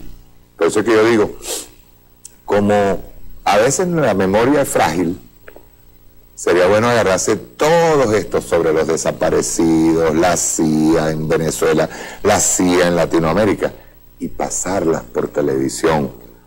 Es muy importante que nosotros le llevemos la información de investigaciones, de documentales de investigación al pueblo. Agarrar esos documentales y convertirlos en cineforos, con el pueblo en la calle. Yo me acuerdo cuando yo era carajito, que se ponían en una plaza, entonces pasaban las películas de Disney, las películas de no sé qué. Les llegaba un viejito, entonces ponía ahí, lo único que pedía era una colaboración. Ahora nosotros tenemos otra tarea. Y esa tarea es irse a una plaza, hacer un cineforo, poner a la gente a opinar. Y sobre todo que la gente vea qué es lo que nosotros combatimos y por qué llegamos hasta aquí. Aquí han utilizado de todo, han hecho de todo, y el pueblo se ha mantenido aquí. Podemos ser críticos con cualquier situación, pero por encima de todo está la revolución y la preservación de la revolución, de nuestra independencia y soberanía. Eso lo decía Chávez, no lo digo yo, eso lo decía Chávez. Preservación de la revolución bolivariana. Nosotros somos faro para el mundo. Mientras vemos en Brasil cómo hay posibilidades de que el fascismo, neofascismo, neonazifascismo, llegue al poder, nosotros seguimos siendo faro. ¿Qué ha pasado con estos cuadros bajos, cuadros de soldaditos, pues, que tiene la oposición venezolana? Muchos de ellos se han convertido en algo así como los caballeros templarios, que de verdad a veces se creen Superman, Batman, Robin, una vaina así, pues, y terminan locos, mientras un Julio Borges se mete todos los reales de esa crisis humanitaria o de la ayuda humanitaria, mientras un Ledesma, porque ese es su trabajo, el trabajo de Ledesma, el trabajo de Borges, el trabajo de todos ellos es ese, es servir de herramienta al imperialismo norteamericano. Ven ustedes lo que dice de Saya, es cierto. Tienes una Patricia Poleo violando el derecho internacional. Tienes un Jaime Bailey violando el derecho internacional. Delitos. Incitación al odio, incitación a la guerra, incitación a la destrucción de un pueblo. Y aquí estamos. Aquí estamos. Yo sí creo que todos documentales de investigación, nosotros tenemos que pasarlos, todos. Y si es posible en cadena. Es mi opinión. Yo puedo emitir mi opinión, tranquilamente. Yo sí creo que hay que pasarlos en cadena. Ante el silencio de los medios, nosotros tenemos que, repito, estamos en guerra, tenemos que responder con una bulla revolucionaria. Y qué mejor manera que ir pasando, ni siquiera digo todos los días, una vez a la semana, uno de estos documentales en cadena nacional. El que lo quiera ver lo ve, va a prender el televisor y el que lo quiera ver lo ve. Y luego, el presidente Nicolás Maduro una vez habló que había que agarrar y salir a la calle y utilizar los grafitis, utilizarlos para ir a predicar la revolución al pueblo. Bueno, con un DVD, un video bin, se puede ir al pueblo y montar en una plaza, en una comunidad se monta un videoforo para que la gente conozca. Y esto no cuesta nada, copiar un DVD y pasarlo. Todos estos videos de documentales de investigación hay que llevárselos al pueblo. No es posible que a estas alturas, después que han salido todos los documentales de la CIA, haya gente que todavía me pregunte que, uy, qué buen documental, ¿y dónde se consigue ese documental? ¿Verdad que yo a veces tengo razón cuando agarro y digo que nosotros hemos fallado en comunicación? Disculpen que insista en eso. Chao, nos vemos el martes.